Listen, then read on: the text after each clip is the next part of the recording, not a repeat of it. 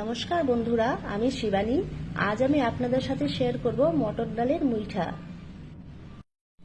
ডালটাকে আমি ভিজিয়ে রেখেছিলাম, এখন একটা মিক্সিতে শুকনো করে পেস্ট বানিয়ে নেব।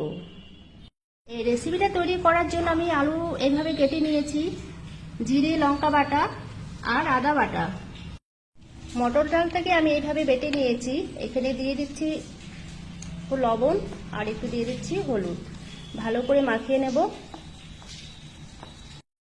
এরপর আমি একটা কড়াইতে জল বসিয়ে নিয়েছি, জলটা পুরো ফুটতে দিয়েছিলাম, জলটা ফুটে উঠেছে। এখন এর মধ্যে আমি ছোট ছোট করে মুঠোগুলো দিয়ে দিব। এক্ষেত্রে একটু ভালো করে দেখতে হবে জলটা যাতে খুব সুন্দর করে ফুটে, নইলে কিন্তু খুলে যাবে। মুঠোগুলো প্রায় আমার হয়ে গেছে, আমি জলের থেকে তুলে নিচ্ছি। আর এভাবে আমি সবকটা মুঠা বানিয়ে নেব। মুঠোগুলো সব আমার সিদ্ধ করা হয়ে গেছে। এখন আমি একটা নাইফ দিয়ে এইভাবে মিডিলে কেটে নিব।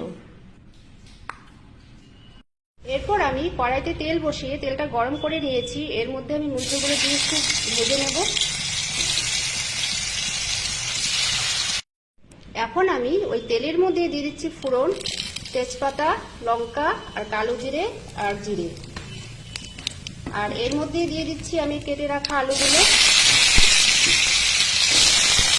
দিয়ে দিচ্ছি নুন আর সামান্য একটু হলুদের গুঁড়ো। আর এর মধ্যে দিয়ে দিলাম আমি আদা বাটা।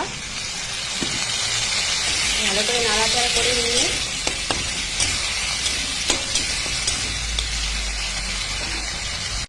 আর দিয়ে দিলাম লঙ্কা আর জিরে বাটা। ভালো করে কষিয়ে নিয়ে আমি জল দিয়ে দেব। মশলাটা আমার কষানো হয়ে গেছে, এখানে আমি দিয়ে দিচ্ছি পরিমাণ মতন জল। নাড়াচাড়া করে আমি 5 মিনিট ঢাকা দিয়ে রাখবো।